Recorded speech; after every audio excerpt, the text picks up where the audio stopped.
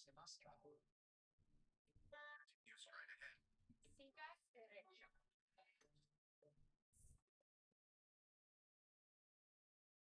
City said a cup of tea. Una taza de té.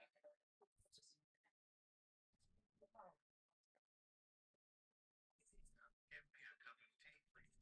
Deme una taza de té, por favor. Say, I got myself a if he knows a doctor. No sé a usted. This was that for sale.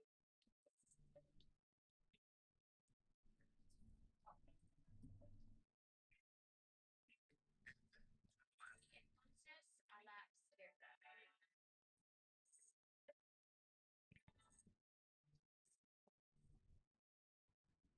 It's like these guys want me to take them out with the way that they're camping in front of my town.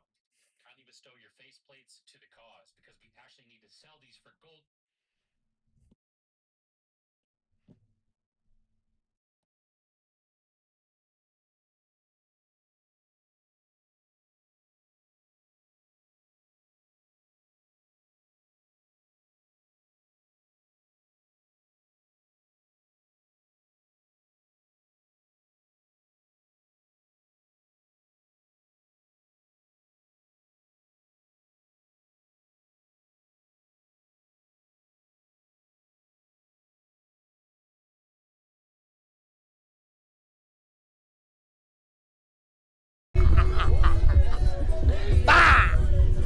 That shit got outfits. That's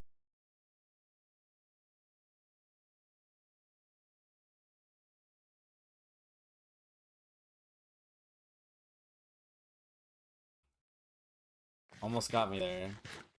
Okay, let's start making the door. How about that?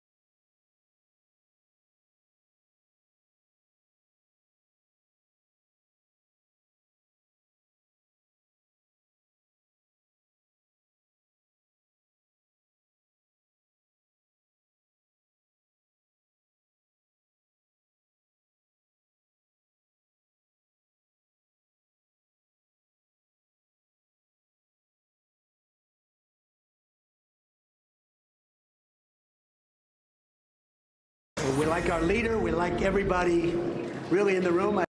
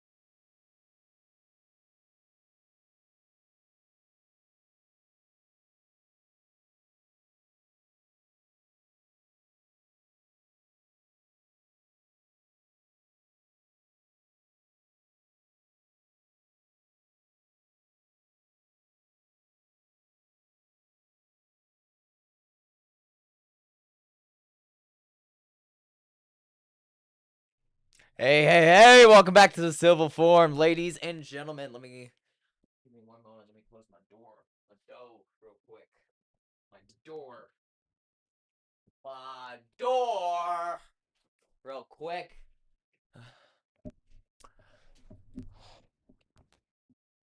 So, Trump just canceled, his, housing bill signing today. We like our leader. We like everybody really in the room. I don't like a few people, but that's okay. I think you know who they are. But I'll give you that information someday. But for the most part, we have a really well unified party. And I said it very strongly.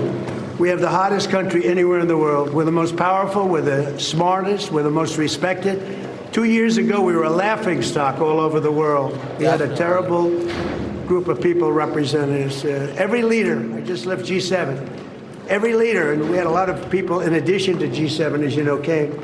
Everyone said, what we've done in a year and a half is a miracle. We have the hottest country in the world, and we want to keep it that way. We have more factories being built right now than we have at any point, at any time in the history of our country. And all of those factories are opening up soon.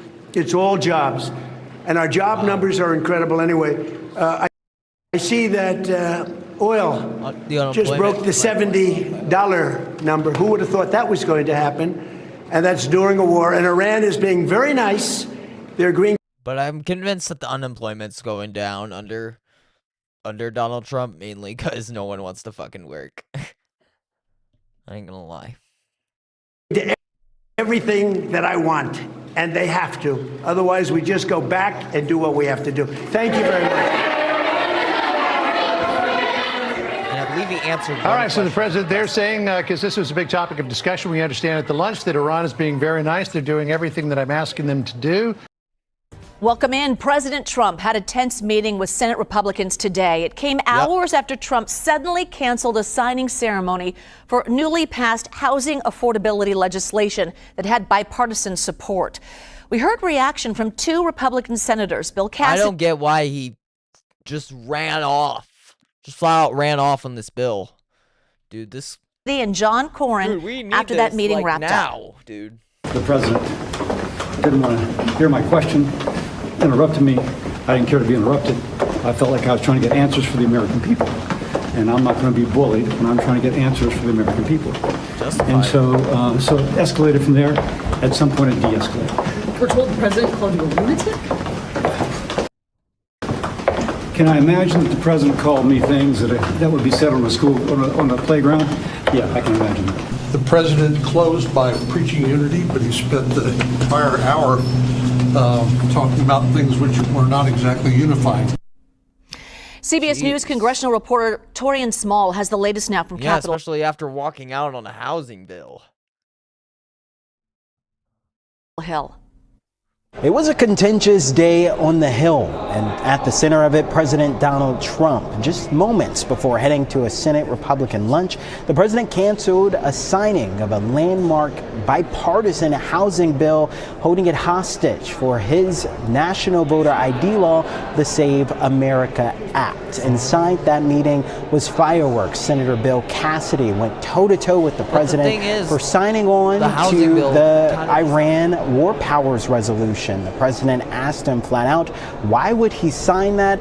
And he stood up and said, if you really want to know, it's because the American people had no idea about his plan. Senator Cassidy confirming to CBS News that the president rubbed salt in the wounds by bringing up the fact that he lost his primary. But outside of their spat, we heard from leader John Thune, who was a bit more diplomatic, but his response was telling. He said that the president talked solely about the SAVE Act in his opinion, but as he stated this time and time again, Republicans in the Senate do not have the votes for its passage. Moving forward, we know that Speaker Mike Johnson and the president will continue the conversation Thursday at the White House. Back to you. Jeez.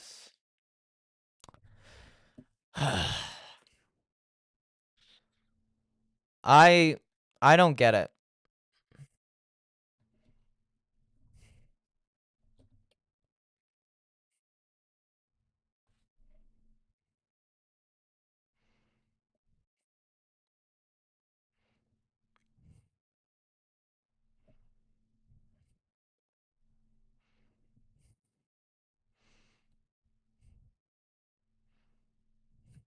All right. And we got President Trump on right now. Let's listen to him. Safer place. We had to make that little journey to Iran to do what we did. Very soon you'll be at $2.50 a gallon for gasoline. Wow. And even lower than that, just like it was before we took the nuclear weapon away from Iran, and it will be away from Iran for a very long time. Forever, really. In my first term, I rebuilt our military and created the greatest economy in the history of the world. We had the greatest economy in history. And now we are going to blow that away. We're doing better, much better than even the first term. America's 250th year is set for an economic boom, the lights of which no nation has ever seen before. No nation has ever been in the place that we are right now. In 4 long years of the last administration, which was a total disaster, they got less than $1 trillion of new investment in our country. That's less than $1 trillion in 4 years. Wow. In my first 11 months, we secured commitments for $19.1 trillion of new investment from all over the globe. And they're building factories and plants, and they're building everything all over our country. The stock market is set 73 all-time record highs since the election. And more Americans are working today than at any time in the history of our country. Thank you. W's, dude. On the 4th of July, 1 year ago, I signed the largest tax cuts in American history, the largest spending cuts in American history, and the largest regulation cuts in American history by far. In the American Revolution, they had a saying, no tax on tea. But with the great big beautiful bill, we did even better. We gave you no tax on tips, no tax on overtime, and no tax on Social Security for our great seniors. And we also made interest on auto loans. You go out and buy an automobile, the interest on the loan is fully tax deductible, never happened before, but only if the car happens to be made in America. And we're setting records in automobile construction. Our country is strong again, our country is wealthy again, and our country is safe again.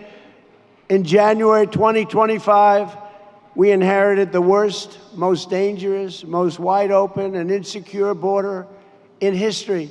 Jeez. And we have quickly turned it into the strongest, most secure border in the history of our country. For the past 13 months, 0 illegal aliens have been admitted into the United States. 0.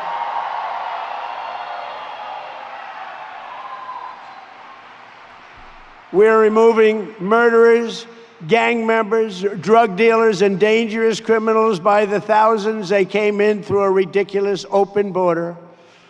I want to say a very special thanks to all of the men and women who have helped liberate America from this scourge, the heroes of ICE and Border Patrol. You are heroes. You are heroes. W's to ICE. W's to ICE. With the help of our law enforcement heroes, in 2025, we achieved the largest drop in the murder rate ever recorded to the lowest level in 125 years. That's the year 1900.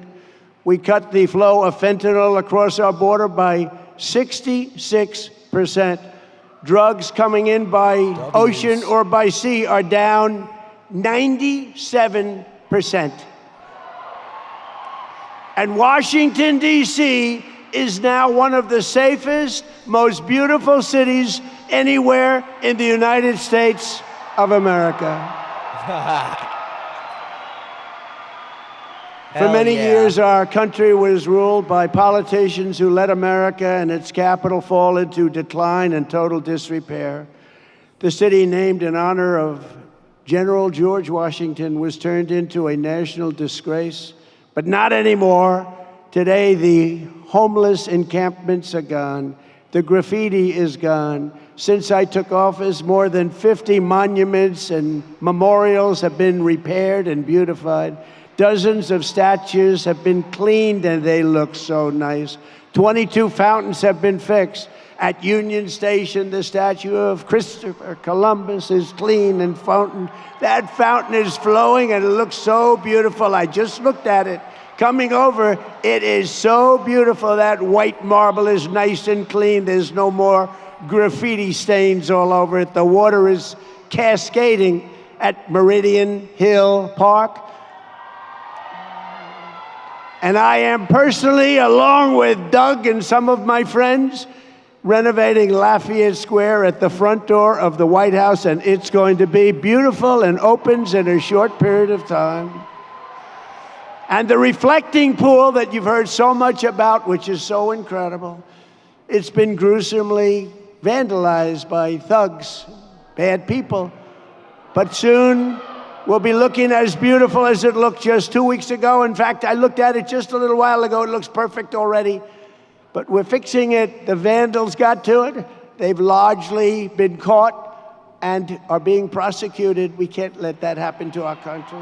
Can't let that happen. But it looks beautiful.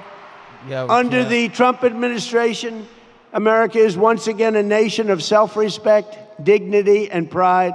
Under our leadership, America will also be a nation that dares to dream and to build again. We want to build again and dream again. The American dream is alive again. That's something that nobody thought they'd be saying when you went through that last 4 years of incompetence. For the 100th anniversary of our founding in 1876, America completed the Washington Monument, and the work began on the Statue of Liberty. For our 150th year, we built Colonial Williamsburg. Remember that, Colonial Williamsburg, how beautiful it was. For the 200th year, we built the National Air and Space Museum and renovated the United States Capitol for our 250th anniversary. Jeez. We are likewise building new monuments renovated to it? American greatness to serve every future president and First Lady. We're building the most beautiful ballroom anywhere in the world right at the White House. Right at the White House. It's going to be completed very soon. And just across the bridge in front of Arlington Cemetery, we're building a magnificent, really beautiful. This is going to be something you're going to like, a totally magnificent triumphal arch to honor the 250-year triumph of the American spirit, American military, and frankly, American competence. In West Potomac Park, we are creating the National Garden of American Heroes, featuring 250 or more statues of the greatest Americans who have ever lived. It's going to be beautiful. And next week at Freedom Plaza, we will unveil the Spirit of 76 exhibition honoring the heroes and martyrs of the American Revolution. And remember, 1776, what a time that was. Where we've come from there, what a date it is. It's a date like no other date. From Athens to Rome, from London to Paris, from New York to LA, and from all of the other parts of the world, the great civilizations of history did not wallow in aging ruins of the past. They built new cities, they created new monuments, and they forged towering legacies that still inspire the world after hundreds and even thousands of years. As America turns 250 years old, young by comparison to some, but superior to any nation that's ever been built, no matter how many years it took. We are the inheritors of these incredible traditions. We are the ones who are carrying forward the light of Western civilization, because this is the very beginning of the golden age of America. We're in the golden age. There's never been an age like this. There's never been an age like this. This anniversary is a time to be proud of our past, but it is also a time to lift our sights, expand our ambitions, and raise our expectations of what America can be. We will leave our children nothing less than the richest inheritance, most advanced civilization, and highest standard of living in human history. There's never been anything like it. But with all of that being said, the best is yet to come. Best is yet to come. I'm very pleased to be joined tonight by our great Speaker of the House, Mike Johnson. Mike, thank you. Stand up, Mike. He's been great. Attorney General Todd Blanche. Todd, thank you. Secretary of the Interior, who works with me so hard on the monuments and the fountains. He loves it like I do. Doug Burgum. Doug, thank you very much. Secretary of Agriculture, and those prices are tumbling down. They're tumbling down. We inherited a mess. Brooke Rollins. Thank you, Brooke.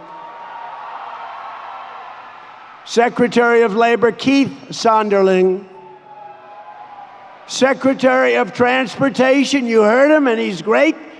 Sean Duffy. Sean, thank you. Our wonderful Secretary of Education, Linda McMahon. Secretary of Homeland Security, Mark Wayne Mullen from Oklahoma. Mark Wayne Mullen, the Acting man. Director of National Intelligence, Bill Pulte. Thank you, Bill. FBI Director, Kash Patel. W. Cash. CMS Administrator, and he's doing a fantastic job, Dr. Mehmet Oz. Dr. Oz. Ambassador Monica Crowley. Thank you, Monica. And countless members, so many members of Congress, I will not go over the names, and senators, we appreciate that you're here. This is a very special night. Thank you all very much, the Senate and the House. As you know, over the past few weeks, America has been proudly hosting the 2026 FIFA World Cup, and it's setting attendance records and television rating records like never before. Who would have thought this was going to happen? They would say it's not our primary sport, but it's happening. And I want to just congratulate my friend, FIFA President Gianni Infantino. He's been fantastic to deal with, and he's very happy. Everything is a record. It's like having a Super Bowl every day. And I know everyone joins me in wishing Team USA good luck in their match tomorrow against Turkey in Los Angeles. They're doing great. Every day of my administration, we're delivering one historic victory after the next for the American people.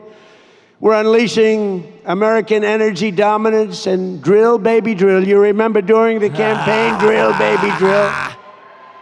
And America is now the largest producer of oil and gas on earth, larger than Russia and Saudi Arabia by far combined.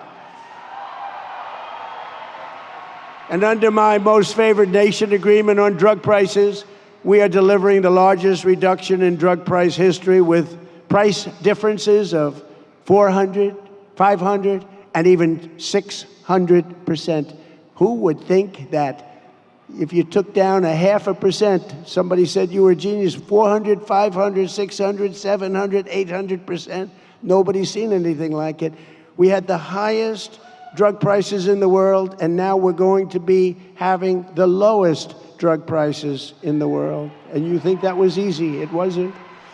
For decades, Americans paid the highest prices. Think of that. There's never been a time where when I took this over, the highest prices, and now, just remember, you go to TrumpRx.gov and you get what you're looking for at prices so much lower that a lot of people don't even believe it's happening. We passed the largest ever investment in the United States military, more than $1 trillion. And this year, all made in the USA, we're going to be asking By the way, guys, Pete Hegseth and PC fund. General Raisin Kane and all of us. We're going to, and by the way, how good is our military? How good is our military? I'm hoping you guys can help out with this, which is hopefully going to be epic. 1 week, showing for some reason. Iran was essentially finished. In 1 hour, Venezuela was finished. And I guess we have other things in store, but we don't want to get carried away. Recruitment for every branch of our armed forces, so importantly, is setting records. 18 months ago, we had shortages, and now we have waiting lists. We couldn't get people to join the military. None of them, none of the branches. They were all dying to get people. They couldn't. Then the thing happened on November 5th. It's called a great election victory. And from that moment on, now you can't even get into the military. We have waiting lists to get into the military and to become policemen and to become firemen. It's really fantastic what's happened. The spirit in this country is like from a different planet from what it was a year and a half ago. In a flawless and breathtaking operation earlier this year, America's armed forces captured the outlaw dictator of Venezuela, Nicolas Maduro, and brought him back to face American justice. One of the great military raids in history, if you remember. And here at home, we abolished DEI across the entire federal government. We don't want DEI. And we got critical race theory out of our schools. And I signed the largest expansion of school choice in history. And we have begun the process of abolishing the Federal Department of Education. Thank you, Linda. Because we're sending education back to the states where it belongs. We banned the transgender mutilation of children. W's. And we made it the official policy of the United States government that there are only two genders, male and female. We got men out of women's sports. We renamed the Gulf of Mexico after 350 years. Well, I guess no more betting on the They are 100 years older than we are. We named the Gulf of Mexico the Gulf of America. And restored the name of a great president, William McKinley, to Mount McKinley, where it belonged. And tonight, right here on the National Mall, we are beginning the most unforgettable birthday party any country has ever seen. Oh, you're going to have a good time. You're going to have a good time.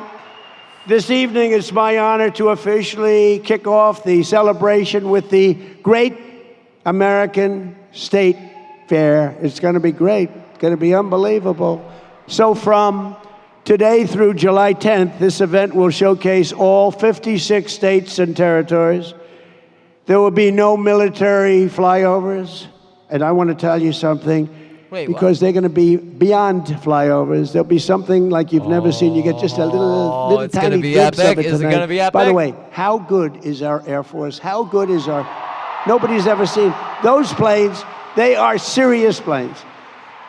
When the bad guys see those planes coming, they say, we give up. But we're going to have special performances, patriotic music, high-tech demonstrations, unique exhibitions, a FIFA fan zone, which is great, and it really has been big stuff, and even an old-fashioned rodeo. I love rodeo. I don't know how they do it. I don't know how they do it. Then on July 4th, we will have the greatest show of all on the National Mall. Your favorite president will be speaking. So please show up. Because if we have 2 empty seats, you know what's going to happen? The fake news is going to say, he didn't fill out the arena. No, I'll be speaking. I'll be very proudly speaking as we ring in our 250th year with the largest fireworks display in world history, 10 times larger than any that we've ever done in Washington or in the United States. So if you like fireworks, then in August, we're going to have what's called the Patriot Games, a first-of-its-kind competition featuring the greatest high school athletes from all across the United States. And applications are open through July 10th. These are the best athletes in the country, young athletes.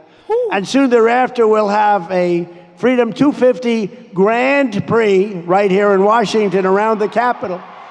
That's the great Roger Penske. Roger Penske. It's going to be an Indy race that they've been trying to get. He said, we've been trying to get it for 29 years. We came to Washington over 200 times. And with you as president, we came here half an hour and it was done. So we're going to have Indy wrapping around the Capitol down Pennsylvania Avenue. It's going to be amazing. Damn, it's in August. first In president ever conclusion, do it. 250 years ago, a new nation was founded by farmers and soldiers, shopkeepers and tradesmen who stood strong to defend their rights, their families, and their freedom from tyranny across the sea, from every city and town, from the mountains and valleys, from the backwoods and rocky shores. They came by the thousands to fill the ranks of American patriots and enlist their lives in the righteous cause of independence. That's what they did.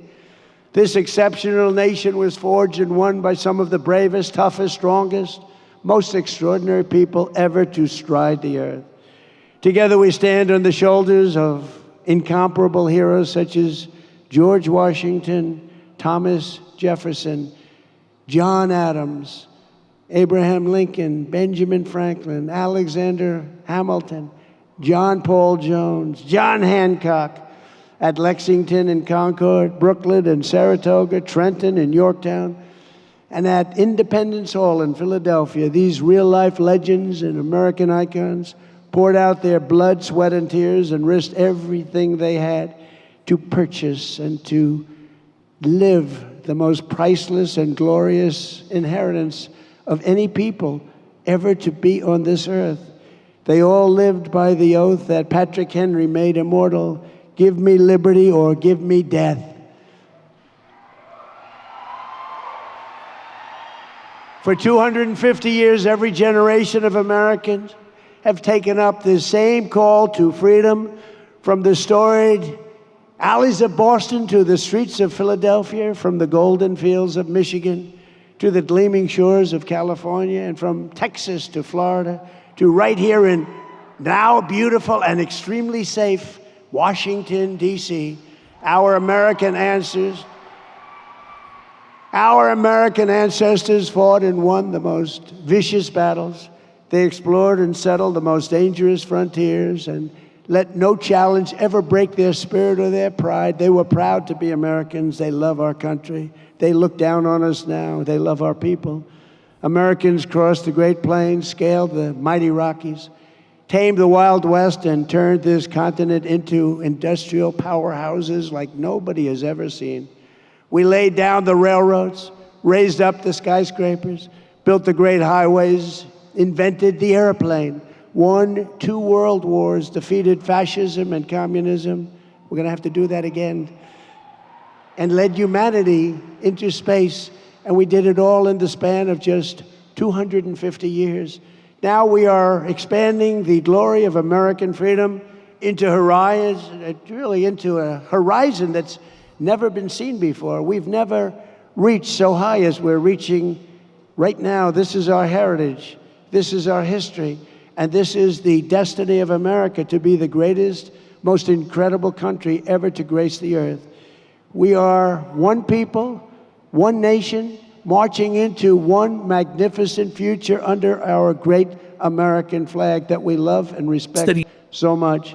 And tonight we prepare to enter our 250th year. We are more determined than ever to remember these phrases. You've heard them many times before. We will make America powerful again. We will make America wealthy again. We will make America healthy again. We will make America strong again. We will make America proud again. We will make America safe again. And we will make America great again. Thank you very much. Happy birthday, America. Thank you. Thank you very much.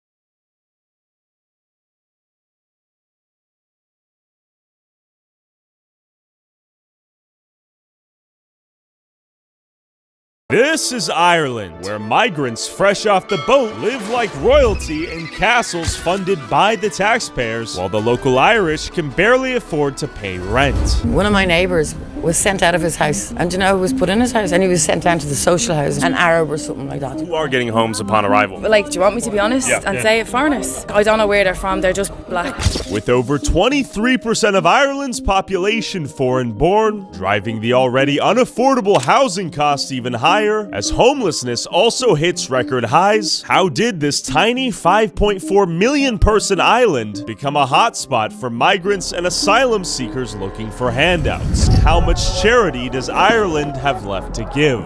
Violent demonstrations broke out near Ireland's capital Dublin on Tuesday night, with as many as 2,000 protesters clashing with police. They're outside the City West Hotel in Sagat, being used to house asylum seekers, one of whom, a 26-year-old African man, was charged in connection to an alleged So infiltrate the lavish estates migrants are living in on the taxpayers' dime, and go see how this new diversity has penetrated even the quietest of villages in the Irish countryside. I met up with fellow YouTuber Luke from Two Mad Explorers, an Irishman born and raised in Dublin who left the country as the cost of living became insanely unaffordable. Let's go explore Dublin city centre and ask the new Irish where they're really from. Where are you from? Romania. No understand, no speaking. So Okay. English? No English? You guys speak English? Excuse me, a little English? A little English. Where are you guys from? I am from Pakistan. Pakistan. Djibouti. Palestine. I'm from Ukraine. Chile. Like, I'm Irish. From Algeria. Okay. I'm from Sierra Leone. I'm Algerian. Bangladesh. Me? Yes. Afghanistan. Originally Bangladesh. I'm from Pakistan. India. Brazil. Yo vengo de España. I'm from Brazil. I'm from Nigeria. I'm from India. Afghanistan. I'm from Pakistan. I'm Afghan. Nah, I grew up in Sweden, bro. If Afghanistan were to go to war with Ireland, who would you fight for? Tough question. Oh, bro, it's very difficult, bro. No, inshallah didn't war. Inshallah Ireland, India. Okay. Yes. Inshallah I met dua. I can't choose, bro. Okay. Probably Afghanistan. Okay, I respect your honesty. But maybe Ireland, I don't know. But hypothetically, who would you fight for? Fight is only Israel.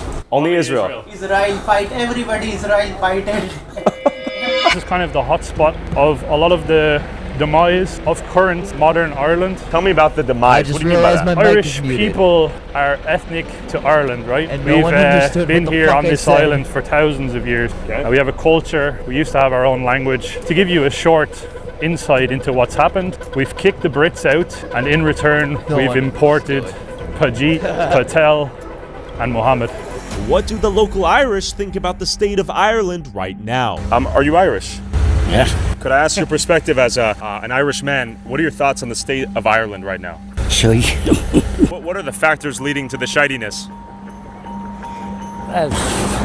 Yeah, the shyness. What are your thoughts on all the newcomers? Good or bad? I won't comment on that. I don't know, it's good. Maybe it's good. Maybe it could be good, yeah. How is life out here? We're trying to jail. Get the perspective of a woman such as yourself. I think it's good, it's not that bad. Okay. I think if you are kind and you work hard and you keep yourself, I think it's not that bad. Sure about that? There can be some challenges, especially as a woman. Can you list the challenges? Just men in general sometimes. Don't get me wrong, okay? Not all are the same, but sometimes can be dangerous. Even the ladies, the women, they can be even dangerous than the men. So yeah, but I think we have to love, we have to accept others, even though there are different nations or skin color, anything. I've got friends that are in the journalist field. Okay. They have disclosed to me information on serious crimes against women, particularly, and young children in IPAS centres, which is where they put these people. Charity starts at home, you know. I agree. It doesn't start over in another country. I've been here for the last 19 years of my life. 20, yeah? Okay. I'm originally from Poland. And I've seen it here at the beginning when I arrived. It wasn't like that. We all know what we're talking about, bro. No, I'm not. I'm not actually racist. I am open to Irish helping the people. There's too many. Far too many. Well, there's an awful lot of foreign people coming in. We don't mind the foreign people, but they're lying about and they're not working and a whole lot. But the country's ruined. We have no culture left. That's all I can say. Thank you so much. Ireland is for the Irish. Get all these out of here. Are you a fan of remigration? I heard they make some of the best kebab in the world. Is that true? It's terrible. It's terrible. Oiling is for the Irish. How has it been to you? It's really good. Medium? It's good, bro. For me, every country is good. When you are good, everyone is good. Respect. Yes. It's been fantastic here in Ireland, yeah. The weather, the culture here, and the beauty of Dublin. It's speechless. Like it's more easy for me without racism or anything else. Less racism here. No. Good job opportunities. And mid-filming, this kind woman told me to be careful with my camera filming in this area. We're all very welcome. Expensive gear on show when you're walking up and down. Shit, I think my shit's frozen. God damn it, son of a... Hold on, chat. I'm sorry. I apologize. There we go. Okay.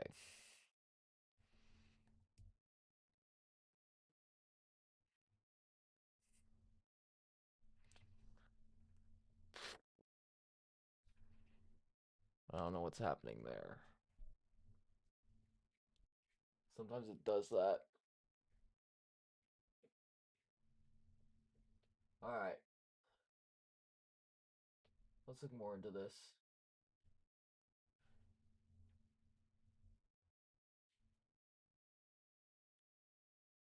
President Trump sounding confident as negotiations continue with Iran on a final agreement to end the war.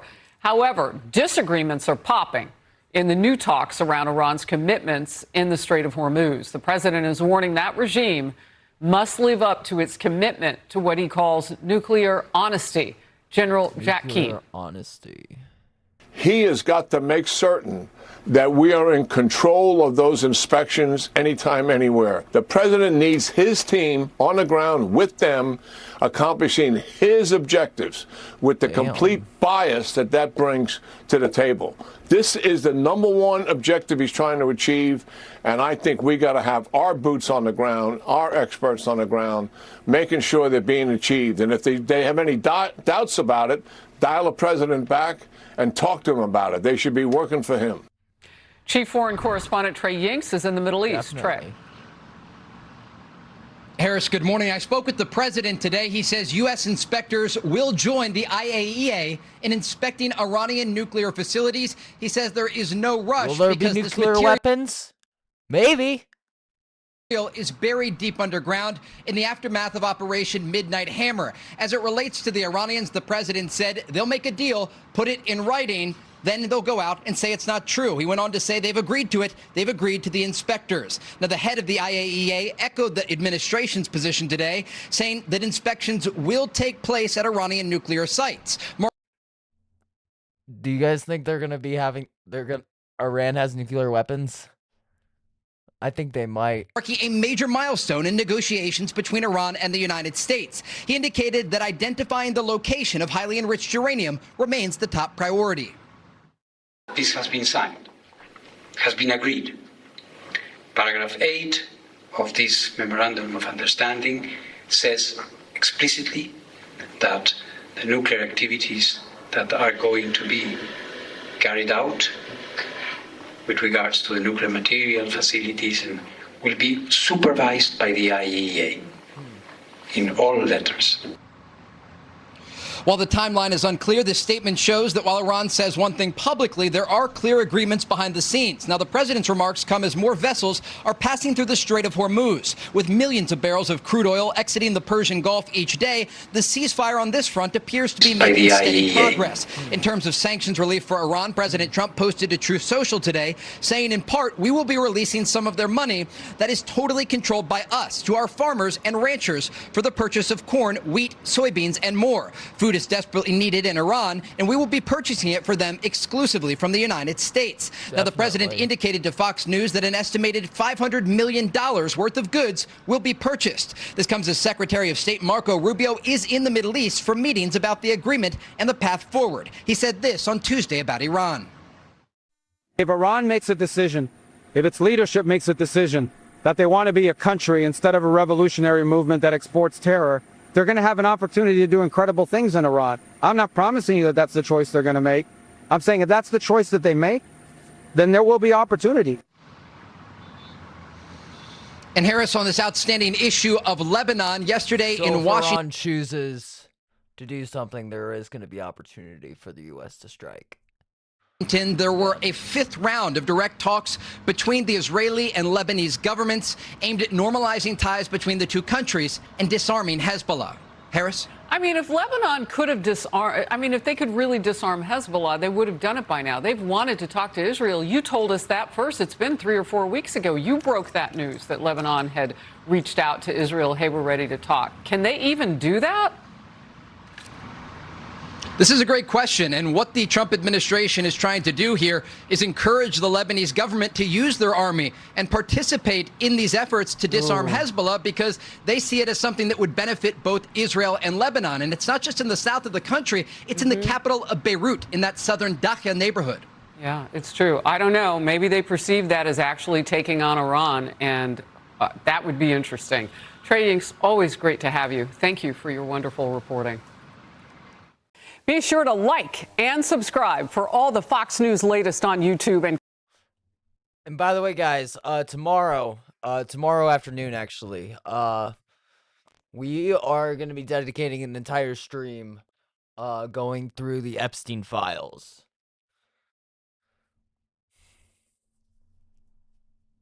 So we are going to be going through what's in the records, what's been unproven, and where you guys can follow along.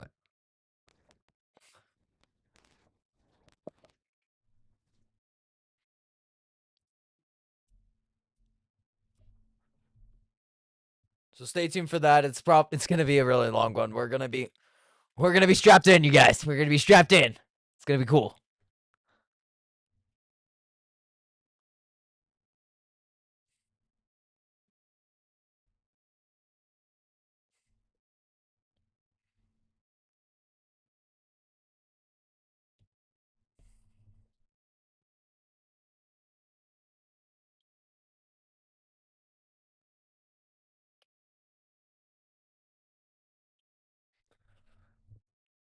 All right, guys. We'll be right back.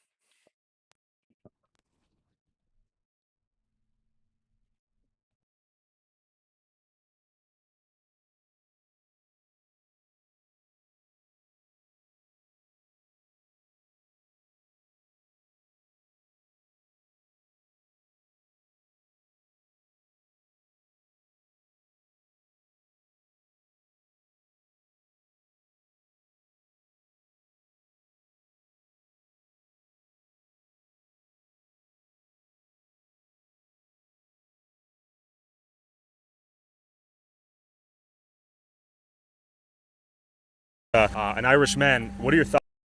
Doubts about it. Dial up in Iran. I'm not promising you that that's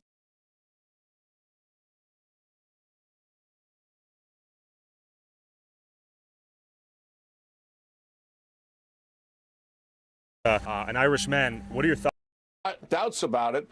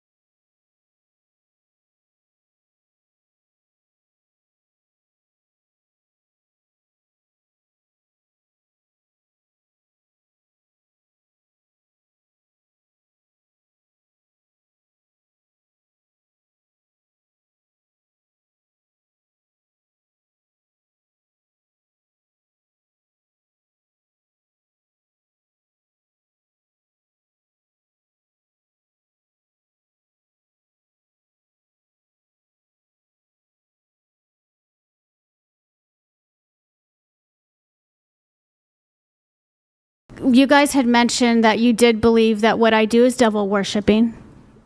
Is that correct? Well, if it's not devil worship directly, it would be different. It would be the Reiki. From our, no, well, the Reiki. Let me explain the view so that you understand. Right. It, okay. From our view, there's theosis and then demonosis. Okay, so basically anything that's not participating in God's energies is demonosis. Okay, so it's not just you. We would be saying that about atheists. We'd be saying that about basically anybody who was participating in those activities. Right. Okay? Based on your religion, what they've taught you, and it's not. It's or not, the Bible. It's is that not right? just through the teachings of the Bible. No, it's also through the teachings of the church. My headphones. I'll be right back.